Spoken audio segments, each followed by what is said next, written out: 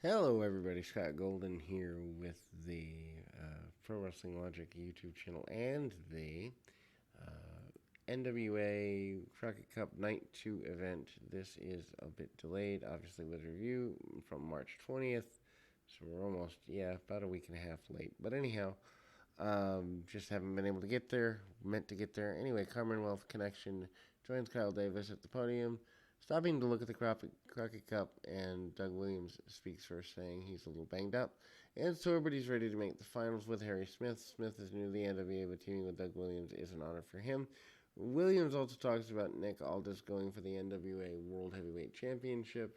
Promised that he'd be there to back Nick up if shenanigans need to take place.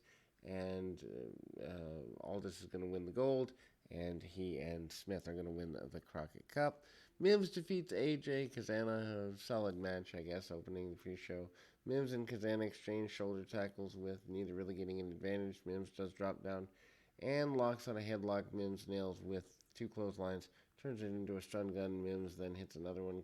Kazana then gets the heat for the next couple moments. Every time Mims tries to get back in, Kazana then has an answer, but Kazana's mistake and then chops Mims hard. Mims fires up and hits the hard chops and pops the crowd in the process.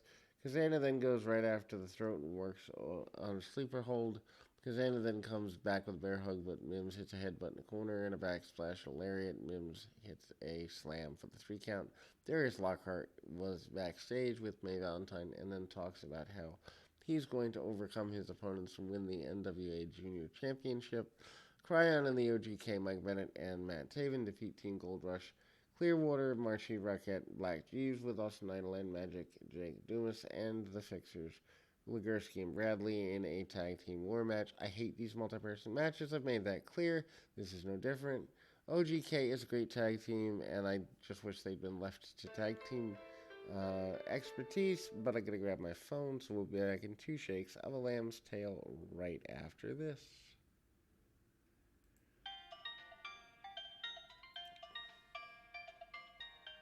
So anyway, needless to say, I mean, the kind of a very basic deal here. I think they do too much in terms of trying to get too many people on shows in general in wrestling these days. But anyhow, so we move to Cryon comes in face to face with Austin Idol again before entering the match, implying again that they have issues. Perhaps family. The attempt to remove Cryon's mask is there. Jeeves uses speed to take advantage, hits dropkick off the top rope before going to the floor, sending Cryon into the guardrail. Cryon then sends Jeeves into the front row of chairs, breaks down Cryon, then comes up with the stage and charges full speed into a flying elbow over the guardrail. Jeeves comes in back 5 rows, rolling into the crowd, not my thing.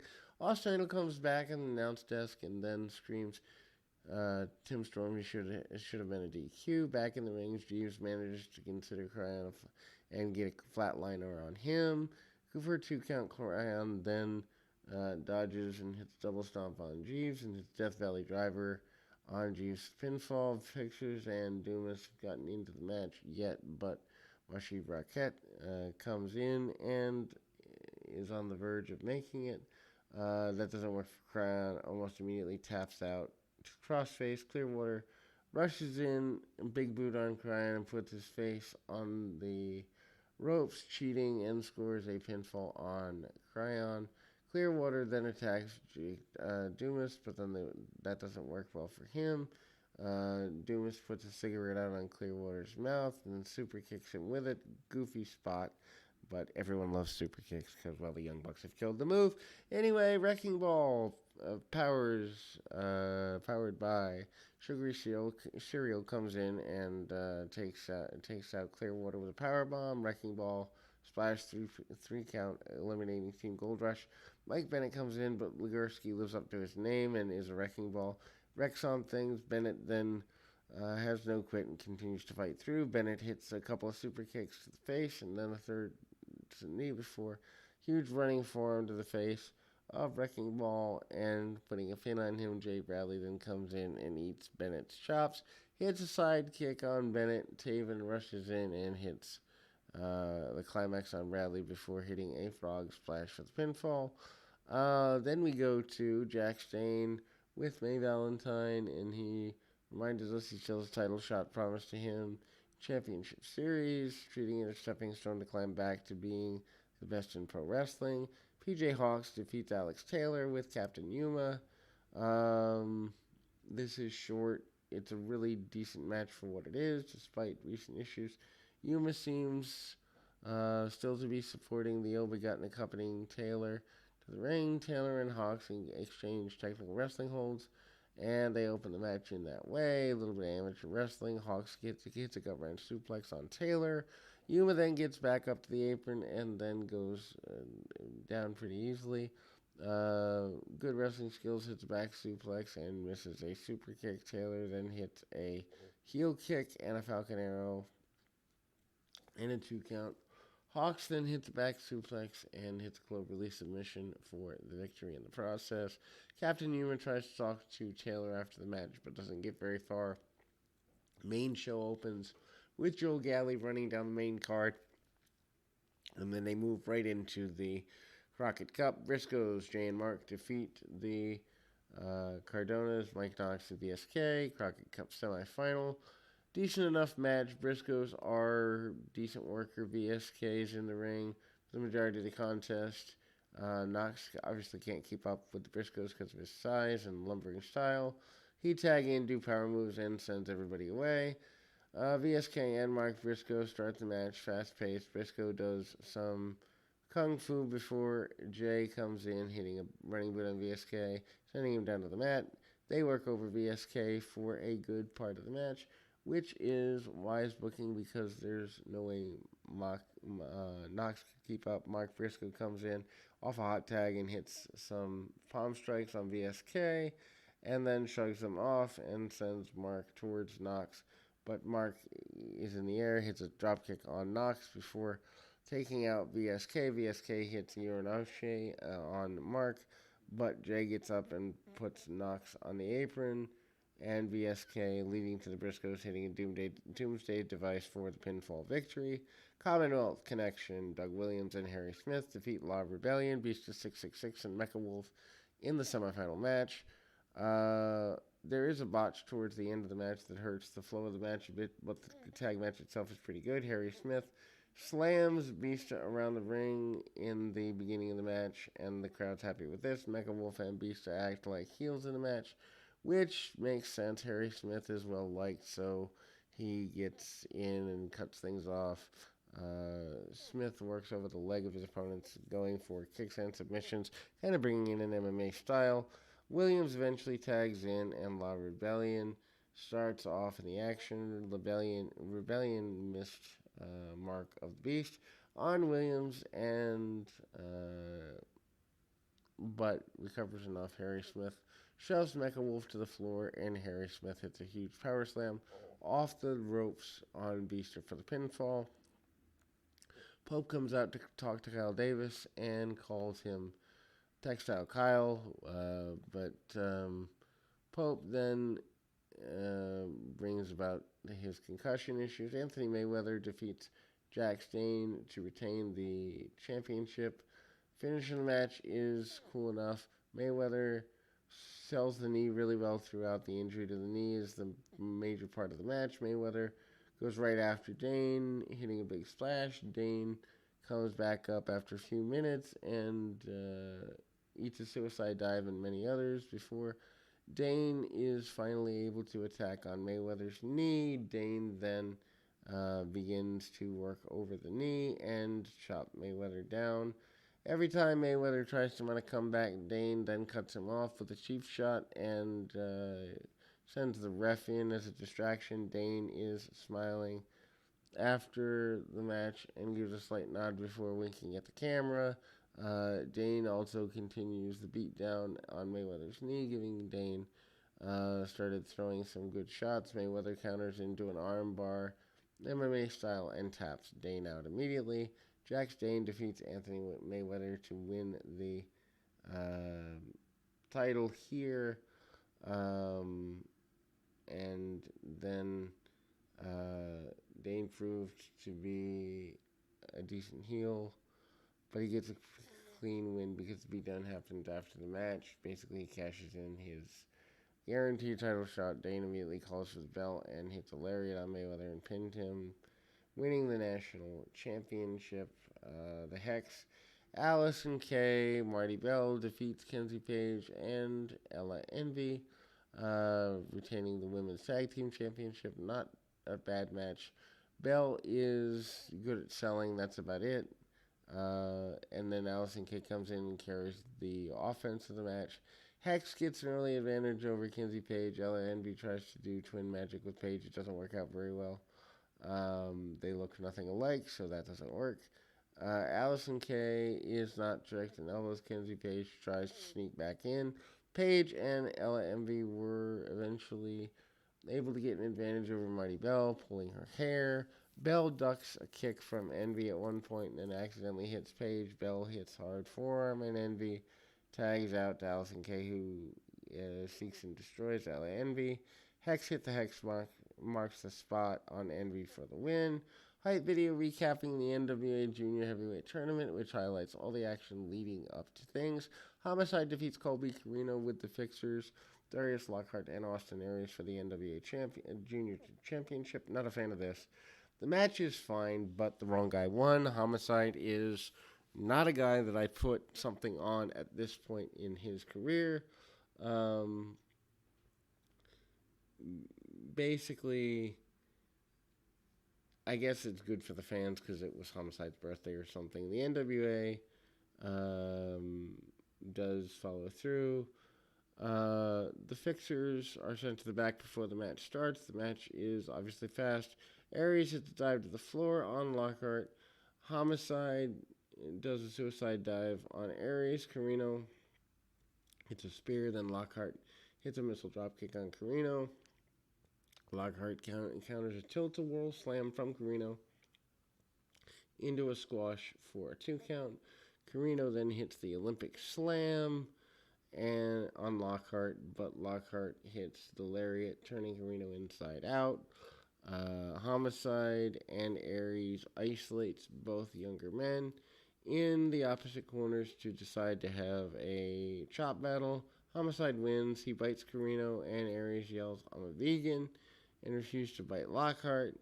Kind of a funny spot there. Carino puts Lockhart into a sharpshooter while Aries puts Homicide into Last Chancery. Lockhart and Homicide eventually make it to the ropes. Lockhart hits a flip over face crusher on Carino. Aries breaks up pinfall. Aries hits a rolling forearm on Lockhart before hitting a corner dropkick and a brainbuster.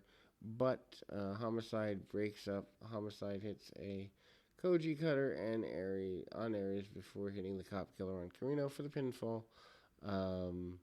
Trevor Murdoch comes out and interviewed by Kyle Davis talks about how that they were sitting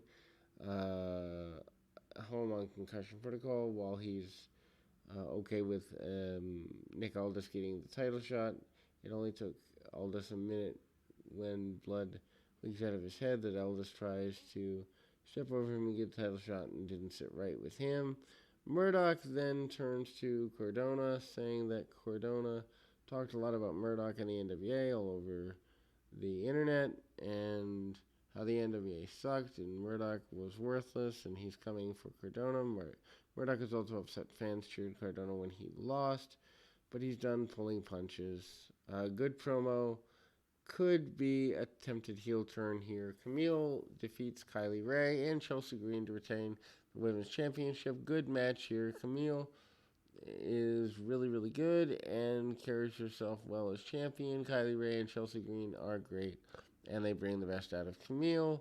Chelsea Green hits a bunch of forearms on Camille and sends her to the floor. Ray hits a couple arm drags on Green, and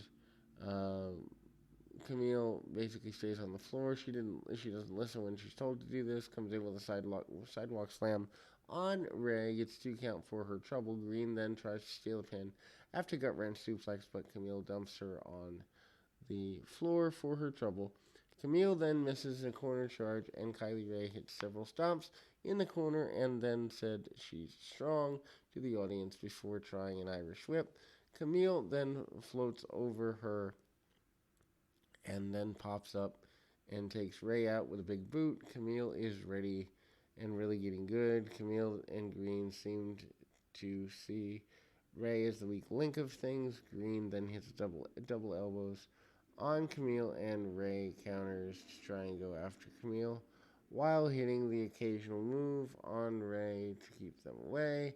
Green then hits a curve stomp onto the bottom turnbuckle on Camille. She kicks out. Ray then hits a head scissors into the crossface on Green, but saw Camille coming and hits a drop toe hold on her and locks crossface on both women, who manage to drag themselves into the ropes.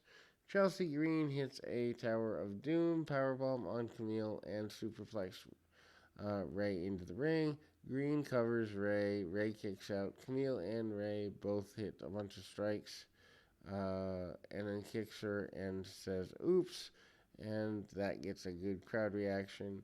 Green throws Ray into the ring, but Camille hits the radio silence on Green for a big pop. Green grabs the bottom rope. Camille then hits torture rack powerbomb on Green and takes the ref out for a minute. Ray sends Camille to the floor and hits TKO on Green. Green comes out, and as Ray goes for the two, Green again, Camille runs in and spears Ray for the pinfall. Austin Idol goes to the podium and shared that he discussed with Tyrus before the match that Tyrus is going to be going on it alone. He doesn't need Idol to win. Idol proceeded to continue yelling the mic through Tyrus' music, which doesn't really seem very helpful. Tyrus then defeats Rodney Mack to retain the television champion.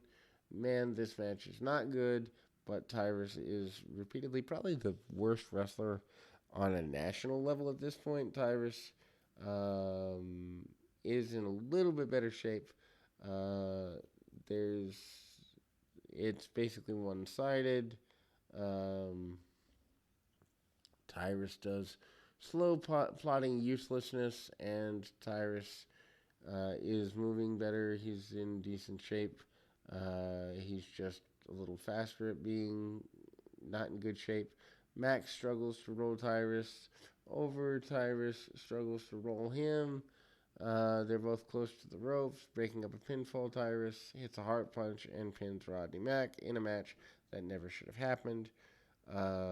Aaron Stevens with Mae Valentine and talking about how upset he was not to be in the finals of Crockett Cup. Valentine asked him if he'd be good in singles competition or tag team wrestler, and he said he could be whatever he wanted to be. The only thing he cared about the finals of Crockett Cup is that he should be, and he's going to redefine himself. He'd be back to being wiped out again. Then we go to the, I guess, semi-main event would be the best in ways. The Crockett Cup final, which is, of course, the Briscoes defeating Mark and Jay, defeating the Commonwealth Connection, Doug Williams and Harry Smith. I'm a fan of this match. I think the wrong team won. I think there's more value in Williams and Smith as a longer-term tag team than the Briscoes. Briscoes, if they're worth anything, will be picked up by another larger company. And if they're not, I mean, honestly, they've been around 20 years. They may be at the end of the run. But anyway, Williams and Smith do a great job despite teaming up for the first time. David Crockett joined the commentary team for the match. Pope and Joe Galley, and Crockett actually offering insight into the two teams, saying they're both very different. Williams having the most experience, Briscoes having the most experience as a team, and working different styles. Mark Briscoe and Doug Williams started the match. Briscoe shows a surprising technical ability, but also isn't long before Briscoes use their speed and synergy as a team, isolating Williams in the corner. Smith tags and then throws Briscoes around for a little bit to the light of David Crockett. Jay hits a big boot on Smith, but Smith fires back with the Salto suplex on Jay Briscoe. Williams comes back and begins to ground Briscoe in the corner. Smith focusing on the strikes and power moves, where Williams hits a bunch of suplexes and then forearms. Smith headbutts Briscoe till he couldn't get up and stomped the midsection. Briscoe then shows toughness and hits a huge dropkick on Williams before tagging out Mark Briscoe comes in and hits chops, strikes, and drop kicks on the floor. With Smith, Jay Briscoe and Doug Williams brawl to the outside on Harry Smith in a huge superplex on Briscoe. Williams then comes in and hits Tiger Driver on Mark Briscoe for near fall. Jay then took over. Williams hits a big boot, and Smith takes over Jay with a forearm. Mark then levels Smith with all four men down. Doug Williams and Mark Briscoe exchange a bunch of strikes in the middle of the ring. Jay Briscoe hits the Death Valley driver on Williams, and Mark flies in with a frog splash for near fall. Jay then goes for a Jay Driller, hitting Williams, but hits him from behind. Smith then hits a big boot and drives Jay Briscoe into German suplex from Williams for a near fall. Briscoe's dumped Smith from the ring, and Jay Briscoe hits Williams with the Jay Driller, and Mark hits the Froggy Bow for the pinfall. Hype video for the main event is up next. Mark Cardona defeats Nick Aldis via DQ to retain the NWA World Championship. Special guest referee Jeff Jarrett. Good match. The finish is horrible. Anyway, it kind of one of those deals here. Kyle Davis introduces Jeff Jarrett. Fan yells, "Let me see the Fargo strut," and Jarrett doesn't supply. Bell rings. Jarrett separates both men. Cardona goes after Aldis quickly after the bell rings. Thesz pressed by Aldis on Cardona, which sends things out to the floor. Aldis then chops Cardona in the corner and does 10 punches. Gimmick. Cardona then goes for drop kick off the middle rope, but Aldis casually walked away, and that doesn't get anywhere. Anyway, Aldis sends Cardona to the floor. Cardona then comes back to the announce table, flips off Tim Storm, fires Storm up. Obviously, Cardona grabs the title, tries to leave. Jarrett said that he wasn't counting him out and demanding Cardona get back in the ring. Aldis then rolls him up for a 2 count, and Cardona rolls out again. Aldis goes for the kill switch cloverleaf. Aldis and Cardona brawl into the crowd. Cardona shoves Jarrett and then goes for the stage and then hits DDT on Aldis, but Aldis is back body dropping Cardona before suplexing him on the steps. Cardona then shoves Aldis into the ring post and then goes back towards the ring. Cardona then hits a Russian leg sweep into the guardrail to drop Aldis. Cardona shoves Jarrett again to the ring. Jarrett turns on Aldis, and then they're playing this up. Anyway, Cardona hits DDT on the floor, doing exactly what he did to Trevor Murdoch. And then Cardona hits a flying forearm for near fall, tries to choke out Aldis with the wrist tape. Jarrett pulls him off after that. Cardona shoves Jarrett and then turns around into a forearm from Aldis. Aldis and Cardona exchange strikes, ending with a Michinoku driver on the champion for near fall. Cardona hits a code breaker and then goes to the figure 4. Aldis reverses and locked on one. Jarrett kicks Cardona's hand off the ropes and does the ref breakup spot. Cardona grabs the title and then goes to Aldis, but then Jarrett stops him, letting Cardona hit a tombstone. Flying elbow on Cardona for a near fall. Cardona then grabs the title. Jarrett riffs away and gave Cardona a chance to low blow. Aldis then hits the reboot and then hits the radio silence for a near fall. Aldis then sends him out to the floor again, and Jeff Jarrett keeps them away from the Commonwealth Connection, running out trying to protect Aldis. Harry Smith goes hard on Knox, beating him all over ringside and strikes. In the chaos, Chelsea Green comes out and low blows Jeff Jarrett. Mickie James comes out and takes out Green. Nick Aldis powerbombs Cardona and gets him to tap out to the cloverleaf. Jarrett calls for the bell. Jarrett thought Mickie James just low blowed him, so he DQ'd Aldis. and Cardona wins by DQ. I mean, ultimately, overall, a good show. The NWA always brings wrestling back to a tradition level that it should be. I don't know that everything they do is wonderful, but at least they're trying something that's better than average. Anyway, we'll be back with more right after this.